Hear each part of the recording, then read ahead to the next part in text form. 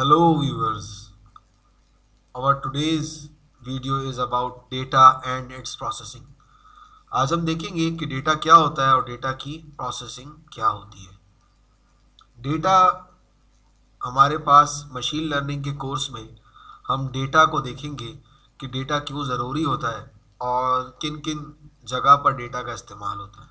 Data basically हमारे पास अगर fundamental definition देखी जाए डेटा की तो अनप्रोसेस्ड इंफॉर्मेशन को डेटा कहा जाता है।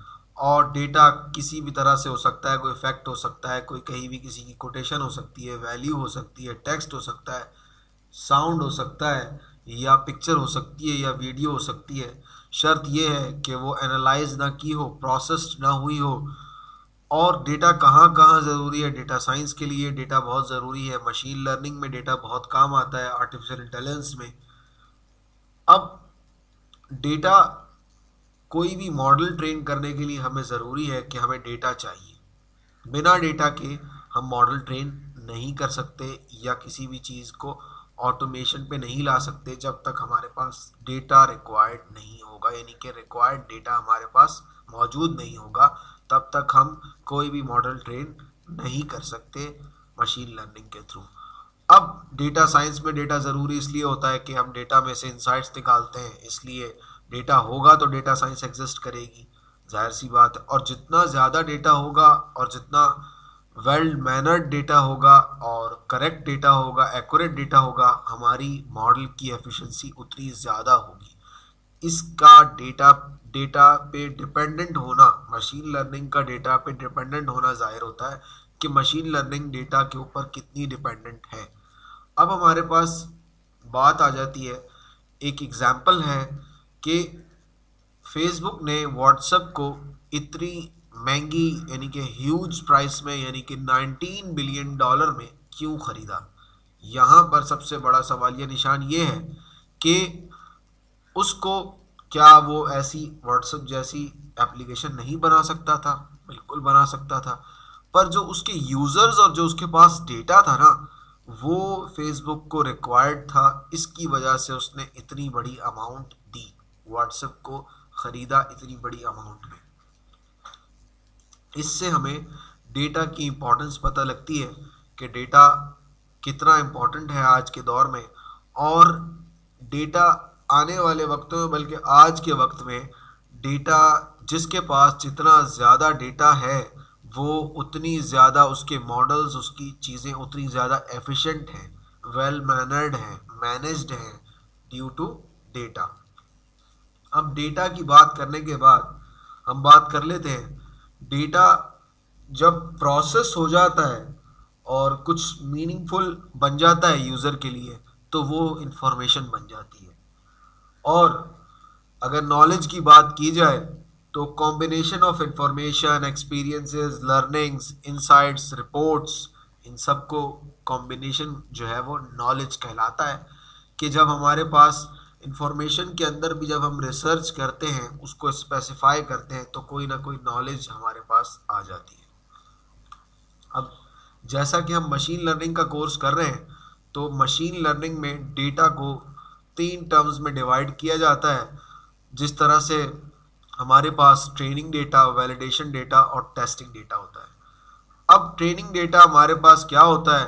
ट्रेनिंग डेटा के अंदर हम इनपुट और आउटपुट दोनों देते हैं अपने मॉडल को सुपरवाइज लर्निंग में, या तो अनसुपरवाइज लर्निंग की बात की जाए तो अनलेबल्ड डेटा हम प्रोवाइड करते हैं मॉडल को ट्रेन करने के लिए, पर ट्रेनिंग डेटा तो रिक्वायर्ड होता ही है। अब उसको लेबल्ड डेटा जो है वो उसको प्रोवाइड किया जाता है, वो ट्रेनिंग डेटा कहलाता है हमारे पास। अब वैलिडेशन डेटा की बात की जाए तो वैलिडेशन डेटा हमारे पास वही ट्रेनिंग डेटा में से कुछ डेटा हम निकालते हैं और उसको लेबलाइज करते हैं और चेक करते हैं कि हमारा मॉडल कितना फिट है, ट्रेनिंग के बाद कितनी इम्प्रूवमेंट आई है। वो हम पैरामीटर सेट करते हैं कि हमारा मॉडल ताकि ओवर फिट या अंडर फिट ना हो। अब मैं बात करता हूँ ओवर फिट और अंडर फिट की। ओवर फिट और अंडर फिट हमारे पास ये होता है कि कोई भी चीज़ हमारे पास ओवर फिट तब होती है जब जो है वो मॉडल जो है वो हद से ज़्यादा ट्रेन हो जाए। मतलब कि अगर मैं किसी मॉडल को ट्रेन करवा रहा हूँ कि वो शर्ट की पिक्चर्स को रिकग्नाइज करे, कौन कौन सी चीज़ें शर्ट है और कौन सी चीज़ें टी शर्ट है, तो अगर मैं एक जो है वो मॉडल को ओवरफिट हो जाएगा हमारा मॉडल, तो इसका मतलब ये है कि वो एक ही शर्ट को रिकग्नाइज करेगा, बाकी या तो अपने डेटा सेट वाली ही शर्ट्स को रिकग्नाइज करेगा, नई किसी शर्ट को रिकग्नाइज नहीं कर पाएगा, प्रिडिक्ट नहीं कर पाएगा। तो वो जो प्रिडिक्शन लेवल है उसको हम ओवरफिट और अंडरफिट होने से बचाते हैं। अंडरफिट का मतलब ये है कि वो कुछ भी रिकग्नाइज ना करे, तो ये अंडरफिट कहलाएगा मॉडल। टेस्टिंग डेटा हमारे पास क्या होता है? टेस्टिंग डेटा हमारे पास ये होता है कि जब हम मॉडल को ट्रेन करवा लेते हैं तो कुछ डेटा जो हमने उसी डेटा में से, यानी कि ट्रेनिंग डेटा का एक टुकड़ा अलग किया होता है, पोर्शन अलग किया होता है, उसको हम देते हैं और देखते हैं, टेस्ट करते हैं आउटपुट देने से पहले, प्रिडिक्शन करते हैं उसकी कि हमारा मॉडल कितना जो है वो आउटपुट क्या जनरेट कर रहा है, यानी कि मॉडल डिप्लॉय करने से पहले। अब हमारे पास आ जाती है डेटा प्रोसेसिंग। डेटा प्रोसेसिंग एक किसी भी इंफॉर्मेशन को कन्वर्ट करके यूज़फुल इंफॉर्मेशन और मीनिंगफुल बनाना किसी भी डेटा को, ये डेटा प्रोसेसिंग कहलाता है। मशीन लर्निंग के बहुत सारे एल्गोरिथम्स हैं जिसमें डेटा प्रोसेसिंग होती है, मैथमेटिकल मॉडलिंग होती है, स्टैटिकल नॉलेज के ज़रिए से हम डेटा को प्रोसेस करवा सकते हैं और अपने डिज़ायर्ड यानी कि व्यू के थ्रू हम उसको देख भी सकते हैं। अगर हम वीडियो की फॉर्म में अपने डेटा को देखना चाहते हैं, चार्ट्स में, टेबल में, इमेजेस में, ग्राफ्स में, हम अपने डेटा को देख सकते हैं और ये भी मशीन लर्निंग के थ्रू पॉसिबल है। अब कुछ स्टेप होते हैं हमारे पास डेटा प्रोसेसिंग के। सबसे पहला स्टेप हमारे पास है कलेक्शन। अब कलेक्शन क्या होती है? गुड क्वालिटी ऑफ डेटा को कलेक्ट करना और जिसके अंदर एक्यूरेसी ज़्यादा हो, उस डेटा को, ऑथेंटिकेटेड डेटा को कलेक्ट करना हमारे पास कलेक्शन कहलाती है। जैसे कि केगल से या यूसीआई का डेटा उठाया जाए, जो डेटा जो है वो करेक्ट और एक्यूरेसी में ज़्यादा है। अब हमारे पास दूसरी चीज़ आती है प्रिपरेशन।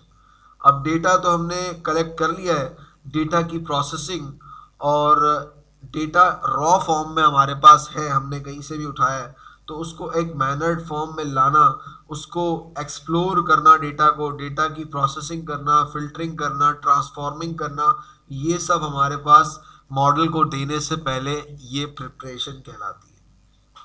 अब डेटा हमारा प्रिपेयर हो चुका है, पर हमारी तरफ से तो प्रिपेयर्ड है इनपुट के अंदर, अब पर मशीन रीडेबल है या नहीं है, ये भी एक सोचने वाली बात है कि हमारा डेटा जो है वो मशीन रीडेबल है भी या नहीं।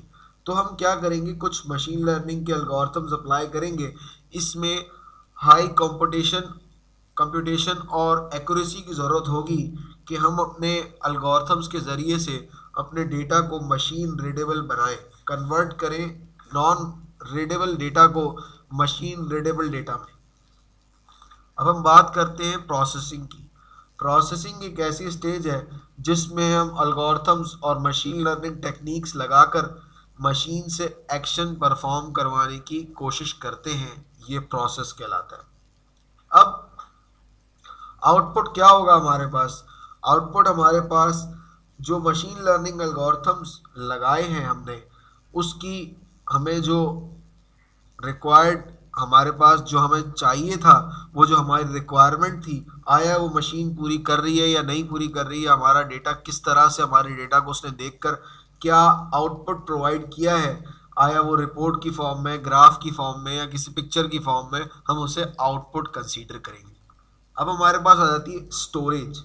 स्टोरेज क्या होती है? मशीन लर्निंग की डेटा प्रोसेसिंग की टर्म में स्टोरेज हम उसको कहेंगे जब हमारे पास मॉडल जो है वो फाइनल स्टेज होती है, एक तरह से आउटपुट हमारे पास प्रोवाइड कर दिया हमारे मशीन लर्निंग मॉडल ने, और हमारे पास डेटा भी पड़ा हुआ है, यूजफुल इंफॉर्मेशन, उसको हम सेव कर लेते हैं कि हमें फ्यूचर में हमारी एक्यूरेसी इंक्रीज करने में काम आएगा। ये थी हमारे पास डेटा और data processing. Thank you so much for watching this video.